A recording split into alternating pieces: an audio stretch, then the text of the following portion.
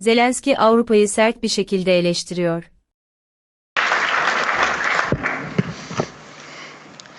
Thank you very much. Dear friends, everyone remembers the great American film Groundhog Day with Bill Murray and Andy McDowell. Yes, but no one would want to live like that, repeating the same thing for weeks, months, and of course for years. And yet, that's exactly how we live now. And it's our life. And every forum like this one proves it. Just last year, here in Davos, I ended my speech with the words, Europe needs to know how to defend itself. A year has passed and nothing has changed. We are still in a situation where I must say the same words, but why? The answer is not just about the threats that exist or may appear. Each year brings something new for Europe and for the world. Everyone turned attention to Greenland. And it's clear most leaders simply are not sure what to do about it. And it seems like everyone is just waiting for America to cool down on this topic, hoping it will pass away. But what if will not? What then? There was so much talk about the protests in Iran, but they drowned in blood. The world has not helped enough the Iranian people, and it's true. It has stood aside in Europe.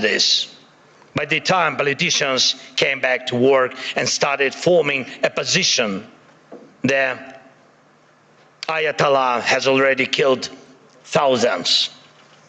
And what will Iran become after this bloodshed? If the regime survives, it sends a clear signal to every bully, kill enough people and you stay in power. Who in Europe needs that message to become a reality? And yet Europe hasn't even tried to build its own response. Let's look at the Western Hemisphere. President Trump led an operation in Venezuela and Maduro was arrested. And there were different opinions about it, but the fact remains Maduro is on trial in New York. Sorry, but Putin is not on trial. And this is the fourth year of the biggest war in Europe since World War II. And the man who started it is not only free, he is still fighting for his frozen money in Europe. And you know what? He is having some success, it's true. It's Putin who's trying to decide how the frozen Russian assets should be used, not those who have the power to punish him for this war. Thankfully, the EU decided to freeze Russian assets indefinitely, and I'm grateful for that. Thanks Ursula, thanks Antonio, and all the leaders who helped. But when the time came to use those assets to defend against Russian aggression, the decision was blocked. Putin managed to stop Europe, unfortunately. Next point. Because of the America's position, people are now avoiding the topic of the International Criminal Court. And that's understandable. It's American historical position. But at the same time, there is still no real progress on establishing a special tribunal for Russian aggression against Ukraine, against the Ukrainian people. And we have an agreement, it's true. Many meetings with staff and actual work happening inside. What's missing? Time or political will. Too often in Europe, something else is always more urgent than justice. Right now, we are working actively with partners on security guarantees, and I'm grateful for that, but those are for after the war ends. Once the ceasefire begins, there will be contingents and joint patrols and partner flags on Ukrainian soil. And that is a very good step and the right signal that UK and France are ready to actually commit their forces on the ground, and there is already a first agreement on that. Thank you, Keir, thanks Emmanuel, and all the leaders in our coalition. And we are doing everything to make sure that our coalition of the willing truly becomes a coalition of action. And again, everyone is very positive, but, always but the backstop of President Trump is needed. And again, no security guarantees work without the US. But what about the ceasefire itself? Who can help make it happen? Europe loves to discuss the future, but avoids taking action today, action that defines what kind of future we will have. That is the problem. Why can't President Trump stop tankers from the shadow fleet and seize oil, but Europe doesn't? Russian oil is being transported right along European shores. That oil funds the war against Ukraine. That oil helps destabilize Europe. So Russian oil must be stopped and confiscated and sold for Europe's benefit. Why not? If Putin has no money, there is no war for Europe. If Europe has money, then it can protect its people. Right now, those tankers are making money for Putin, and that means Russia continues to push its sick agenda. Next point. I've said it before and I'll repeat it again. Europe needs united armed forces, forces that can truly defend Europe. Today, Europe relies only on the belief that if danger comes, NATO will act. But no one has really seen the alliance in action. If Putin decides to take Lithuania or strike Poland, who will respond? Who will respond? Right now, NATO exists thanks to belief that the United States will act, that it will not stand aside and will help. But what if it doesn't? Believe me, this question is everywhere in the minds of every European leader, and some try to get closer to President, acting, investing in weapons production and etc., building partnerships, getting public support for higher defense spending. But let's remember, until America pressured Europe to spend more on defense, most countries were not even trying to reach 5% of GDP, the minimum needed to ensure security. Europe needs to know how to defend itself. And if you send 30 or 40 soldiers to Greenland, what is that for? What message does it send? What's the message to Putin, to China? And even more importantly, what message does it send to Denmark? The most important, your close ally. You either declare that European bases will protect the region from Russia and China and establish those bases, or you risk not being taken seriously because 30 or 40 soldiers will not protect anything. And we know what to do. If Russian warships are sailing freely around Greenland, Ukraine can help. We have the expertise and weapons to ensure not one of those ships remains. They can sink near Greenland just as they do near Crimea. No problem, we have the tools and we have people. For us, the sea is not the first line of defense, so we can take actions and we know how to fight there if we were asked and if Ukraine were in NATO. But we are not. We would solve this problem with the Russian ships. As for Iran, everyone is waiting to see what America will do. And the world offers nothing, Europe offers nothing, and doesn't not want to enter this issue as the supporter of the Iranian people and the democracy they need. But when you refuse to help the people fighting for freedom, the consequences return, and they are always negative. Belarus in 2020 is the example. No one helped their people, and now Russian Oreshnik missiles are deployed in Belarus within range of most European capitals. That would not have happened if the Belarusian people had won in 2020. And we have told our European partners multiple times, act now. Act now against those missiles in Belarus. Missiles are never just decoration, but Europe still remains in Greenland mode. Maybe someday someone will do something. The issue of Russian oil is the same. It's good that many sanctions exist. Russian oil is getting cheaper, but the flow has not stopped. And Russian companies that fund Putin's war machine are still working. And that will not change. That will not change without more sanctions. And we are grateful for all the pressure put on the aggressor. But let's be honest. Europe must do more so its sanctions block enemies as effectively as American sanctions.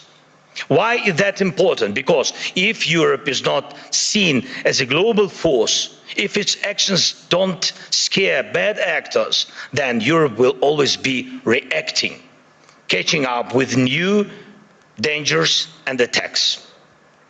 We all see that the forces trying to destroy Europe do not face a single day. They operate freely, even operate inside Europe. Every victor who lives off European money while trying to sell out European interests deserves a smack upside the head. And if he feels comfortable in Moscow, it doesn't mean we should let European capitals become little Moscows. We must remember what separates Russia from all of us. The most fundamental line of conflict between Russia and Ukraine and all of Europe is this: Russia fights to devalue people, to make sure that when dictators want to destroy someone, they can. But they must lose power, not gain it. For example, Russia's missiles are produced only because there are ways to bypass sanctions. It's true. Everyone sees how Russia tries to freeze Ukrainians now, our people, Ukrainians to death at minus 20 degrees Celsius. But Russia couldn't build any ballistic or cruise missiles without critical components from other countries, and it's not just China. Too often people hide behind the excuse that China helps Russia. Yes, it does. But not only China. Russia gets components from companies in Europe, the United States, and Taiwan. Right now, many are investing in stability around Taiwan to avoid war. But can Taiwanese companies stop contributing electronics to Russia's war? Europe says almost nothing. America says nothing. And Putin makes missiles. And I thank every country, of course, and every company that helps Ukraine repair its energy system. This is crucial. Thank you to all who support the Pearl program, helping us buy Patriot missiles. But wouldn't it be cheaper and easier to just cut Russia off from the components it needs for missiles production? Or even destroy the factories making them? Last year, most of the time was spent talking about long-range weapons for Ukraine. And everybody said that the solution was within range. Now, no one is even talking about it. But Russian missiles and Shaheeds are still here. And we still have the coordinates of the factories where they are made. Today, they target Ukraine. Tomorrow, it could be any NATO country. And here in Europe, we are advised not to mention tomahawks. Not to mention tomahawks to the Americans, not to spoil the mood. And we are told not to bring up Taurus missiles.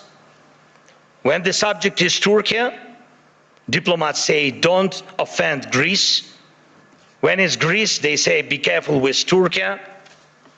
In Europe, there are endless internal arguments and things left unsaid that stop Europe from uniting and speaking honestly enough to find real solutions. And too often, Europeans turn against each other, leaders, parties, movements, and communities, instead of standing together to stop Russia, which brings the same destruction to everyone. Instead of becoming a truly global power, Europe remains a beautiful but fragmented kaleidoscope of small and middle powers. Instead of taking the lead in defending freedom worldwide, especially when America's focus shifts elsewhere, Europe looks lost, trying to convince the US president to change. But he will not change. President Trump loves who he is, and he says he loves Europe, but he will not listen to this kind of Europe.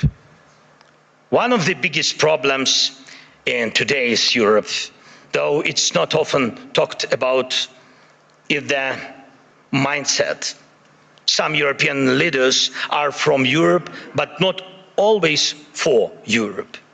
And Europe still feels more like a geography, history, a tradition, not a real political force, not a great power. Some Europeans are really strong, it's true. But many say we must stand strong, and they always want someone else to tell them how long they need to stand strong, preferably until the next election. But that's not how great power works, to my mind. Leaders say we must defend European interests, but they hope someone else will do it for them. And speaking of values, they often mean valueless. They are all like, we need something to replace the old world order with. But where is the line of leaders who are ready to act? Act now, on land, in the air, at the sea, to build a new global order. You can't build the new world order out of words. Only actions create real order. Today, America has launched the Board of Peace. Ukraine was invited, so was Russia, Belarus, though the war hasn't stopped. And there is not even a ceasefire. And I've seen who joined. Everyone had their reasons. But here is the thing. Europe hasn't even formed a united position on the American idea. Maybe tonight, when the European Council meets, they will decide something. But the documents were already signed this morning, and tonight they might also finally decide something on Greenland. But last night, Mark Rutte had spoken to President Trump. Thank you, Mark, for your productiveness. America is already changing its position, but nobody knows exactly how. So things move faster than we. Things move faster than Europe. And how can Europe keep up? Dear friends, we should not degrade ourselves to secondary roles, not when we have a chance to be a great power together. We should not accept that Europe is just a salad of small and middle powers seasoned with enemies of Europe. When united, we are truly invincible. And Europe can and must be a global force, not one that reacts late, but one that defines the future. That would help everyone from the Middle East to every other region in the world. That would help Europe itself, because the challenges we face now are challenges to the European way of life, where people matter, where nations matter. Europe can help build a better world. Europe must build a better world, and a world without war, of course. But for that, Europe needs strength. For that, we must act together and act in time. And most of all, we must have the courage to act. And we are actively working to reach solutions, real solutions. Today, we met with President Trump, and our teams are working almost every day. It's not simple. The documents aimed at ending this war are nearly ready, and that really matters. Ukraine is working with full honesty and determination, and that brings results. And Russia must become ready too, to finish this war, to stop this aggression, Russian war against us. So the pressure must be strong enough, and the support for Ukraine must grow even stronger. Our previous meetings with President of the United States brought us air defense missiles, and thanks Europeans, they helped also. And today we also spoke about the protecting the skies, which means protecting lives, of course. And I hope America will continue to stand with us. And Europe must be strong. And Ukraine is ready to help with anything needed to guarantee peace and prevent destruction. We are ready to help others become stronger than they are now. We are ready to be part of a Europe that truly matters, a Europe of real power, great power. Today we need that power to protect our own independence, but you need Ukraine's independence too, because tomorrow you may have to defend your way of life. And when Ukraine is with you, no one will wipe their feet on you, and you will always have a way to act, and act in time. This is very important. Act in time. Dear friends, today is one of the last days of Davos, though definitely not the last Davos, of course. And everyone agrees on that. Many people believe that somehow things will work out on their own. But we cannot rely on somehow. For real security, faith is not enough. Faith in a partner, in a lucky turn of events. No intellectual discussions are capable of stopping wars. We need action. World order comes from action, and we just need the courage to act. Without action now, there is no tomorrow. Let's end this Groundhog Day. And yes, it's possible. Thank you. Slava Ukraini!